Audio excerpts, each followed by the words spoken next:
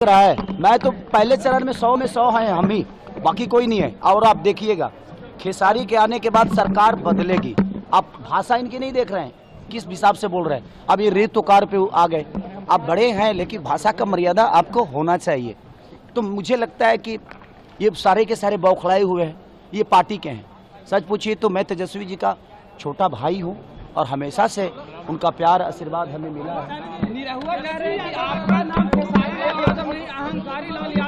चलिए वो कुछ भी, मैं क्या बोला कि उनकी भाषा की गरिमा देखिए कि वो बड़े भाई होकर और किस भाषा का इस्तेमाल कर रहे हैं। इसका मतलब नहीं लग रहा है। मैं क्या बोला, 4 दिन के अंदर इस सारों को पागल कर दूंगा। मैं सबको पागल घोषित करवा दूंगा। कोई बात नहीं, शायद मुसलमान हमारे देश के हिस्सा नहीं है।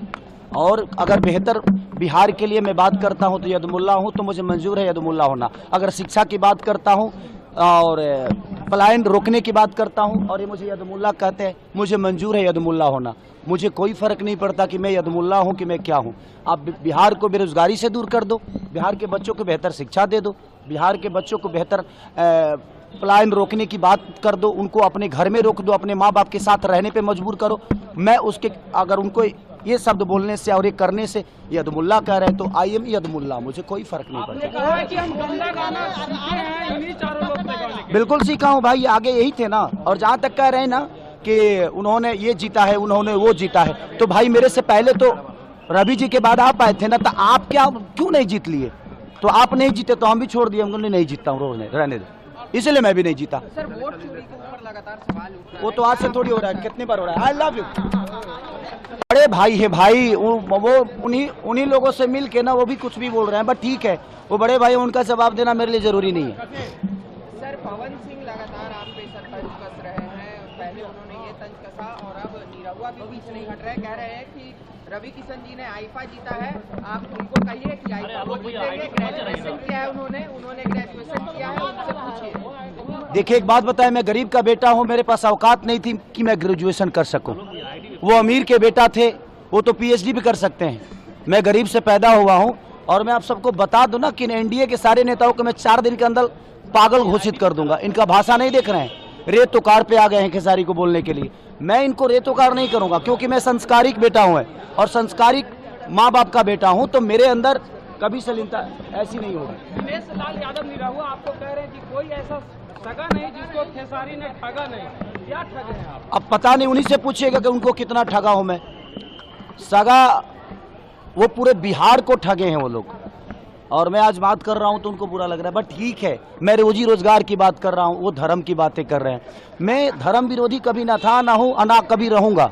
मैं जय श्री राम अभी बोल रहा हूं, जय श्री राम, बट जय श्री राम में मेरा ये बेरोजगारी छुपा है। भाई मैं पूरी दुनिया से बोलवा दूं जय श्री राम, लेकिन इनको धर्म के आड़ में वोट लेना है, उसकी चर्चा ये हमेशा से धर्म के नाम, मंदिर मस्जिद के नाम। मैं धर्म विरोधी कभी नहीं रहा।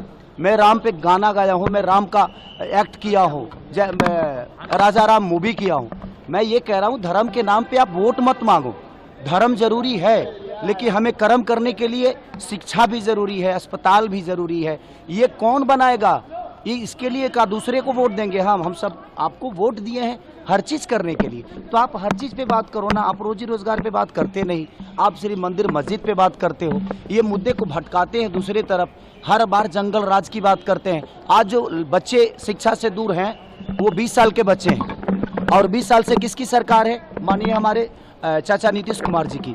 अब सोचिए बेरोजगारी से कौन मर रहा है? आज जो 20 साल के बच्चे हैं वो मर रहे हैं।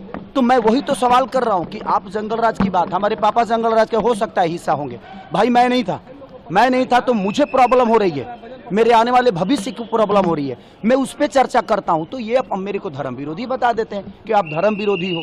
मेरा हमेशा से यही रहा है कि भाई अगर मैं आज माइक के सामने आप सबको बोल रहा हूँ कि आज पूरे एनडीए के नेता और ये स्टार प्रचारक जो 4 हमारे बड़े भाई हैं, ये प्रेस कॉन्फ्रेंस करें और कह दें कि कल से फैक्ट्री का शिलान्यास यहाँ पे होगा, कल से बेहतर कॉलेज बनेगा, शिलान्यास होगा।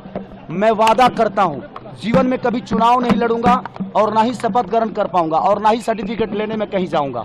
और आजीवन अगर मेरे सर्टिफिकेट लेने में ही इनका छुपा हुआ है बेरोजगारी छुपा हुआ है, ये मुझे दोषी बना रहे हैं बेमतलब का, ये मुझे टारगेट कर रहे हैं। भाई मुझे टारगेट मत करो, बिहार बेरोजगारी से डूब रहा है, शिक्षा से दूर है, अस्पताल से दूर है, उस पर बात करो ना आप।